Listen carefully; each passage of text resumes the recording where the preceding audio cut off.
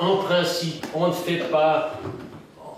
permet pas de lésion physique à une personne qui n'est pas capable de discernement, donc avant que cette personne soit capable de discernement. S'agissant d'une circoncision, on pourrait imaginer qu'à partir de 11-12 ans, le garçon musulman ou juif peut donner un consentement éclairé, mais il ne peut pas certainement à 8 jours comme le demande la règle juive. Cela étant, alors moi je suis convaincu, parce que comme serviteur public je me suis beaucoup intéressé aux conséquences de ce qu'on dit, de ce qu'on fait, particulièrement l'État, sur la convivialité dans la société. Je suis convaincu que l'importance qu'accordent nos concitoyens juifs, respectivement musulmans, à cette pratique prévaut largement sur la qualification, effectivement, d'une atteinte à l'intégrité physique que représente la circoncision, y compris chez les nouveau-nés. L'explication des explications, nous ne la détonnons pas, mais nous pouvons simplement considérer qu'en tant que circoncis, eh bien, moi, je ne me rappelle pas d'une lésion ou d'une atteinte. Je me rappelle de moments joyeux, extraordinaires, et c'est bien ainsi, si vous voulez. C'est pour cette raison qu'on est un peu partagé entre l'idée que le droit peut se faire de la lésion et de l'atteinte, et puis de ce que nous vivons après que cette, entre guillemets, atteinte ou lésion ait eu lieu. Donc, encore au-delà de tout cela, je sais que dans ma vie, j'ai eu des lésions au niveau, par exemple, d'insultes que j'ai entendues, de choses absolument abominables, qui sont pires que ce que l'on peut imaginer comme lésions ou atteintes corporelles. C'est le signe de l'identité. Lorsque les Grecs ou les Romains ont voulu porter atteinte à l'existence du peuple juif, la première des mesures qu'ils ont prises, c'était l'interdiction de la circoncision. Moi, je crois que ce qui a été frappant dans le débat, c'est qu'on a pu constater qu'il y a un grand décalage entre ce que le droit dit et comme le droit est perçu. On l'a expliqué, hein, le point de départ, il y a un jugement qui est rendu l'année passée en Allemagne, qui ne condamne pas un médecin qui a fait de la circoncision, mais qui dit que potentiellement on aurait pu le condamner. À partir de là, il y a tout le débat qu'on connaît.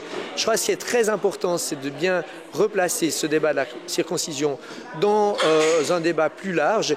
Et qu'est-ce qu'on constate, et c'est ressorti aujourd'hui, c'est que le droit a une tolérance par rapport à cette pratique, qu'elle soit motivée pour des raisons religieuses ou qu'elle soit motivée pour des raisons d'hygiène ou d'autres raisons qui relèveraient de la volonté des parents. Ceci dit, ce qu'on a aussi relevé, c'est que du point de vue des religions elles-mêmes, il y a une tolérance sur la non-circoncision. Il a été clairement affirmé que ce n'est pas en vérifiant si un musulman est circoncis ou non qu'on va décider si on va l'enterrer avec ses frères.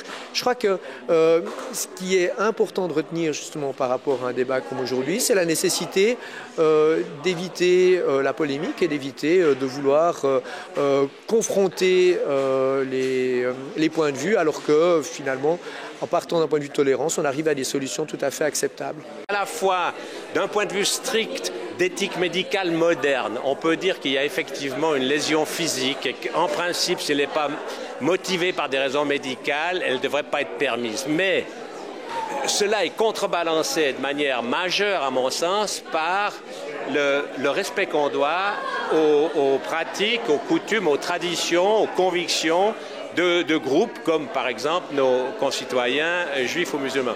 Et il y a eu un débat très intéressant sur la notion de l'appartenance, qui ne doit pas être vu comme un cadre rigide qui empêcherait les gens de se développer, mais par ailleurs, je suis convaincu qu'on a besoin d'avoir des racines, on a besoin d'avoir une appartenance, et il ne faut pas la négliger au nom de la grande liberté occidentale moderne. Je crois que vraiment c'est important de revenir ou de discuter de cette question d'appartenance d'une manière non rigide. Acquérir la connaissance avant de juger. Et je crois qu'aujourd'hui l'ignorance nous emmène droit au mur, et c'est ça qui est grave. Vous avez le sentiment que le débat de ce soir a pu améliorer un peu le contexte? Oui, je crois que c'était intéressant par ceux qui avaient la possibilité de parler de droit. Ils ont remis de la clarté dans cette histoire de circoncision par rapport au jugement qu'il y a eu en Allemagne, et ça, c'est intéressant.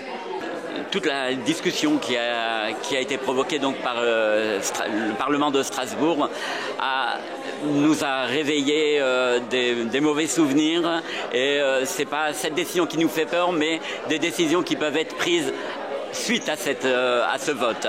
Et donc il est important pour nous de remettre les choses à leur place et qu'on se rende compte de ce qu'est véritablement la circoncision, qui pour nous est un élément de l'identité de la personne et ce droit à l'identité. La circoncision, ça se fait chez nous déjà à Madagascar, qu'on soit chrétien, qu'on soit athée, qu'on soit musulman ou autre.